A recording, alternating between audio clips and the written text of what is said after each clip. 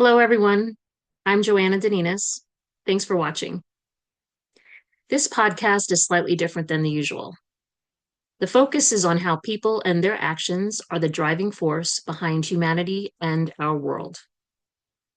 Prior to launching the REACHE support platform on Facebook and the videos on Facebook and YouTube, I created an 11-minute introductory video called Life is Simple, We Complicate Things.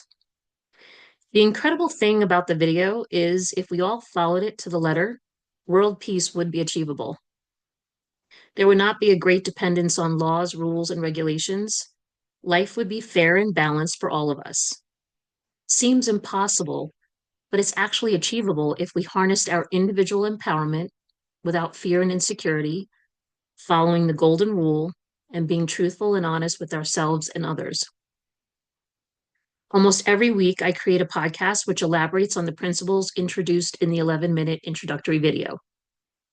It's very clear to me how that 11-minute video, if practiced by everyone, could actually make the impossible possible. A common thought will likely be, well, not everyone will follow it and we can't control anyone, which is absolutely true. However, this dismisses the most important truth. We are everyone and everyone is us within the human collective and consciousness. We are empowered to make positive changes. The good you do for others will benefit you. The only way to teach those that do not follow this is to set hard boundaries.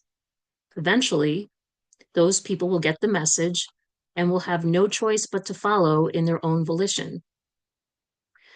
Of course, the most important thing, or the first priority, should always be to have good mental and physical health. Without both, we are operating at a deficit or a lower vibration and will likely not make good, sound decisions. A friend at a coffee shop in town introduced me to a book called Political Ponerology. This is the book. The definition of ponerology is the science of evil. I have to admit, it's a hard read, and I have yet to finish the book. It exhaustively elaborates on how the negative actions and behaviors of people are inevitable, especially in a position of power or politically. It doesn't come up with a solution, but it does mention natural law more than once. I'm going to interpret or translate the meaning of natural law as an equivalent to the golden rule. If what I believe is true, all the answers are, in fact, contained within that 11-minute introductory video called Life is Simple, We Complicate Things. This past Sunday, I watched the 1977 version of Jesus of Nazareth. This is the very version I watched when I was a child. I was completely traumatized and saddened over it then, and continue to have trouble making sense of it now. Putting all religions or beliefs aside, can anyone argue against the fact that Jesus' crucifixion was not necessary since he never committed an actual crime? The reasons for why he was crucified were because he used freedom of speech and was a threat to those in power. Why do we not see this for what it is and stop saying his death absolves us of our sins? I know if I was present during that time, I wouldn't want Jesus dying for my sins. Does anyone else agree? There's also the matter of whether he is the Son of God or not. Aren't we all created by God, and can't we all say we are children of God? When did the egoic pissing contest begin where people assert that their God is better than another's or their religion is better than another's? Pretty sure if Jesus were here today, he would not agree with the hatred, divisiveness, and killing that occurs in God's name or in the name of religion. Jesus did not develop the Christian faith. It was developed by man hundreds of years after his death. The Bible was written and interpreted by man, not by God. It begs the question, why have our beliefs not evolved over time?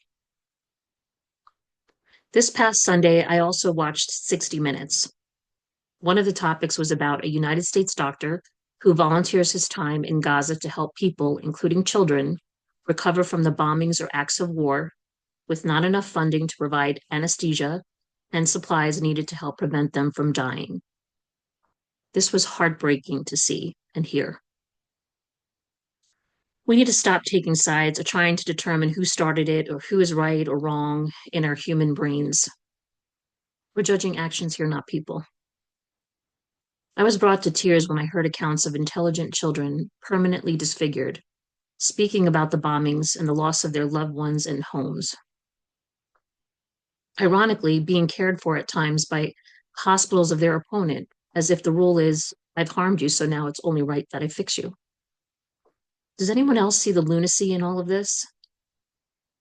The fight over land must stop, and we as humans should be able to coexist with or without borders. If we lived by the golden rule, none of this would have started in the first place. Envision a room perfectly balanced with the right amount of light and temperature, positive energy and flow. It's so balanced that it's calming and soothing to your soul, a safe place. The energy it contains is a great source of comfort, which allows you to make good decisions and live a good life. If someone with bad energy tries to enter the room, you block them so they don't throw your good energy off or disturb your peace. Now, you also discover over time by observing actions that the person in the room next door has created the same positive and healthy environment. Feeling of trust develops. As a result, you install a connecting door, so now the two rooms are connected, and together, the rooms are considered a stronger, more powerful, positive force, which attracts more rooms to do the same. The initial room you envisioned is you in the form of mind, body, and soul. The next room that joined yours is a good friend that has the same positive mindset and has their own goals, as do you. You're not the same, but you respect and complement one another.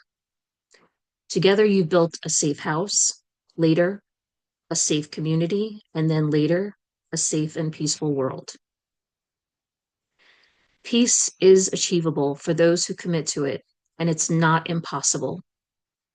It comes down to having a positive frame of mind and making good choices or decisions every time one is presented to us, using the golden rule, thinking of others, not just ourselves, while protecting ourselves from those that don't deserve our good energy.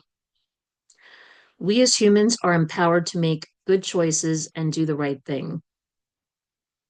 If you agree with this mission, please start by joining the REACHE support platform on Facebook, which stands for Righteous Engagement and Accountability and Change for Everyone. Please answer the questions and agree to the group rules to ensure your acceptance into the group. You can also subscribe to the REACHE YouTube channel by typing @REACHE, REACHE -IP3NY in the Google search bar and clicking the link to view videos like this. If you like the content, please give it a thumbs up, comment, and share. Sending you love, light, and peace. Until next time, goodbye.